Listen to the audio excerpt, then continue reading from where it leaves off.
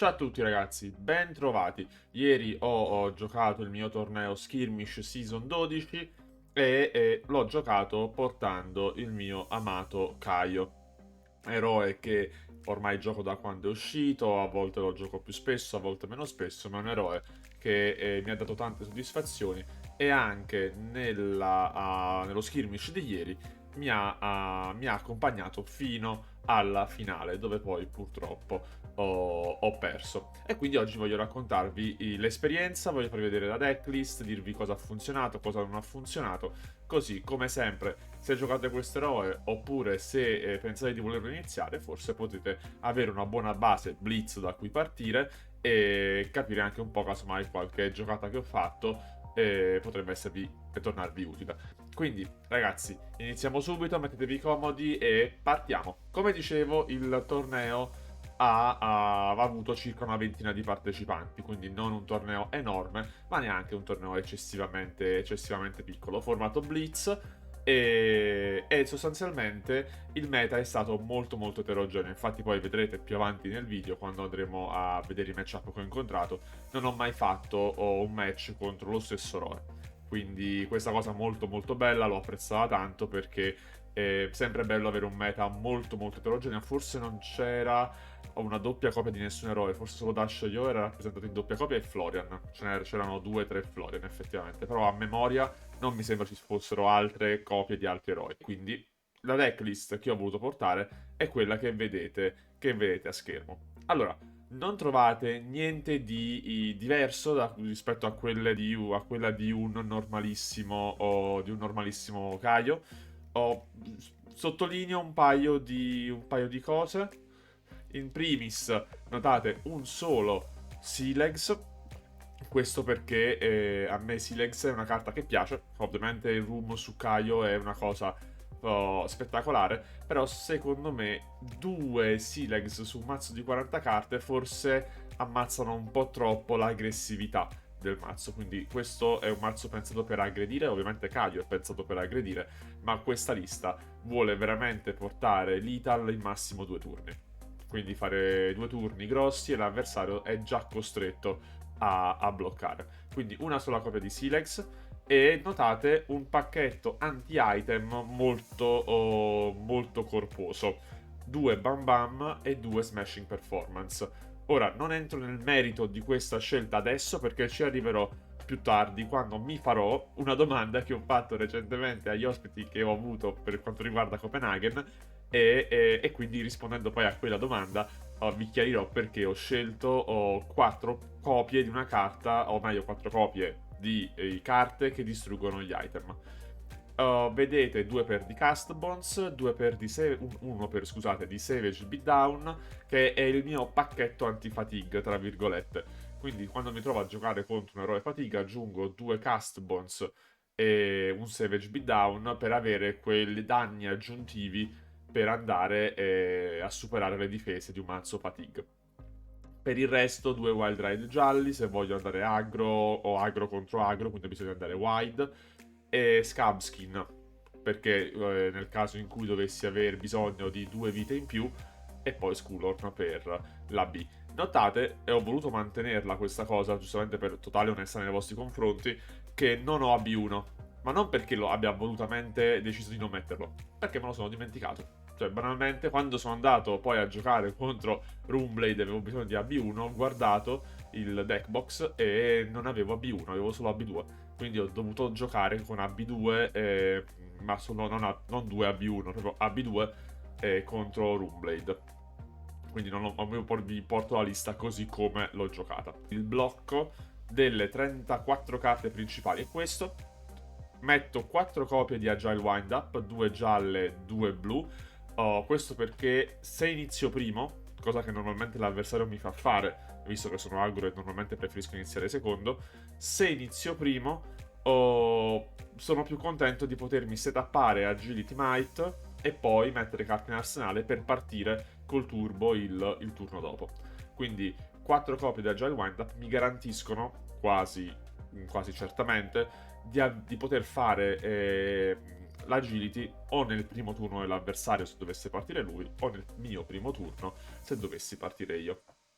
e da lì poi andare a testa bassa. Abbiamo due blocchi sostanzialmente. Il blocco antifatigue che ho già citato prima, Cast Bones più Savage Beatdown, e poi abbiamo il blocco invece se devo giocare contro aggro e quindi devo proprio spingere al massimo, quindi contro aggro, contro wizard, contro tutti quegli eroi in cui devo chiudere la partita veramente in 2 turni. Allora abbiamo i runner, abbiamo i wild ride. A questo punto andiamo a vedere quali sono i matchup che ho incontrato. Nell'ordine ovviamente di round, ho incontrato Prism nel primo matchup e ho vinto. Ho incontrato Marlin nel secondo matchup e ho vinto anche contro Marlin. Ho incontrato Sciglio nel terzo matchup dove ho perso.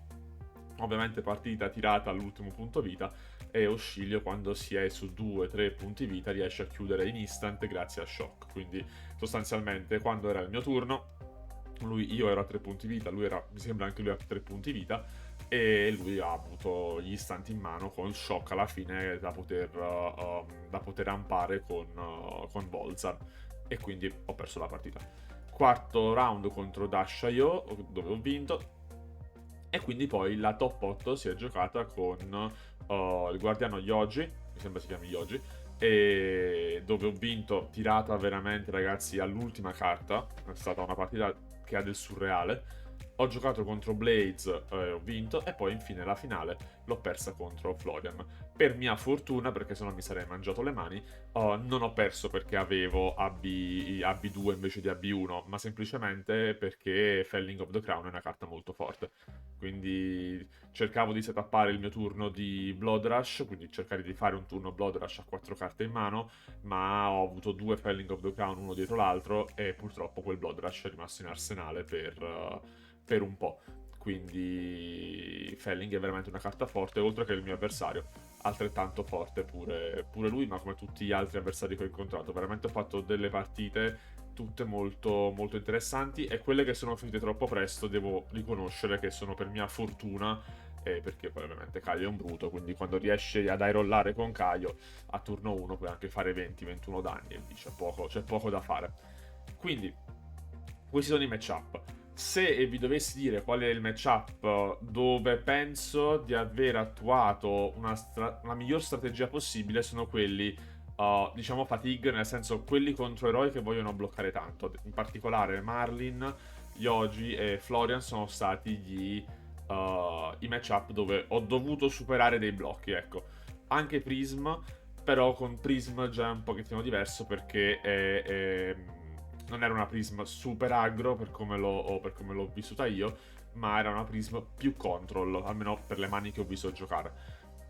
Qual è la play of the day? Quindi, qual è stata la cosa che secondo me mi ha permesso di superare questi matchup in cui l'avversario cercava di difendere o doveva difendere e difendeva tanto? La giocata è una giocata molto semplice in realtà, ma che è sottile da fare, nel senso, agility sul terreno. La prima carta da giocare è Pacant. Pacant perché andate a intimidire una carta. Ecco, questa logica molto banale, molto semplice, non è stata una giocata da dire ah wow che forte, ma il fatto di partire con l'attacco Intimidate col Go Again, quindi pensare ti tolgo una carta e poi devi bloccare un attacco e quelli che vengono dopo, ecco questa giocata che ho fatto sia contro Yoji sia contro Marlin, non ho avuto poi modo di farla contro Florian perché non sono riuscito a setapparla. Ecco, questa giocata è quella che poi mi ha fatto effettivamente chiudere la partita contro Marlin, contro Yoji, perché l'Intimidating Sage è forte. Togliere una carta da mano a chi vuole bloccare potenzialmente con tutta la mano è ancora più forte. Infatti io nella partita contro il Guardiano mi rimaneva veramente 3 carte nel mazzo. Cioè l'ultima zampata del deck è stata proprio quella serie di attacchi, Intimidate, Pulping, Claw e poi l'attacco da 5 finale. Lui con una carta in meno aveva 3 punti vita, mi sembra 4 punti vita, non è riuscito a parare e quindi mi è andata bene.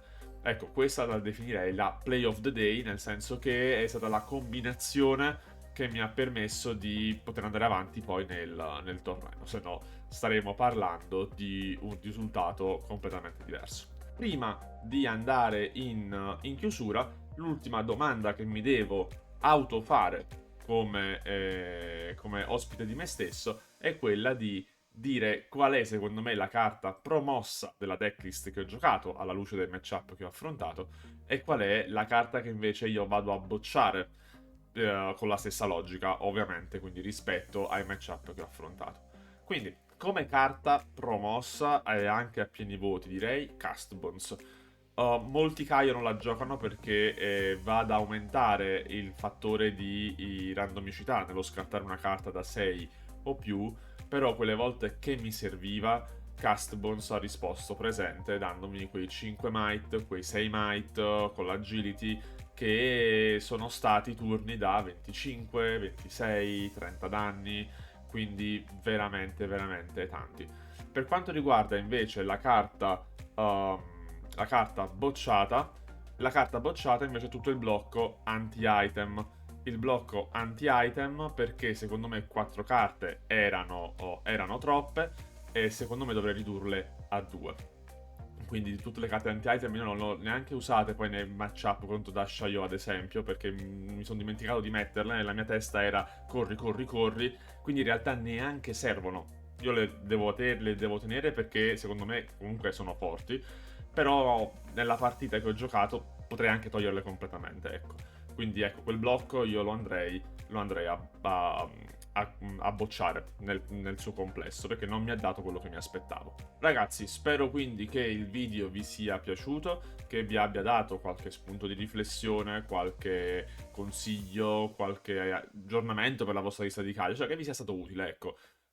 E per altri ovviamente contenuti legati a Flesh and Blood, come sempre se è la prima volta che capitate su questo canale iscrivetevi per supportarmi, così trovate contenuti di vario genere su questo fantastico gioco di carte. E per tutto il resto, ragazzi, noi ci vediamo in settimana con con un altro video legato a Copenaghen.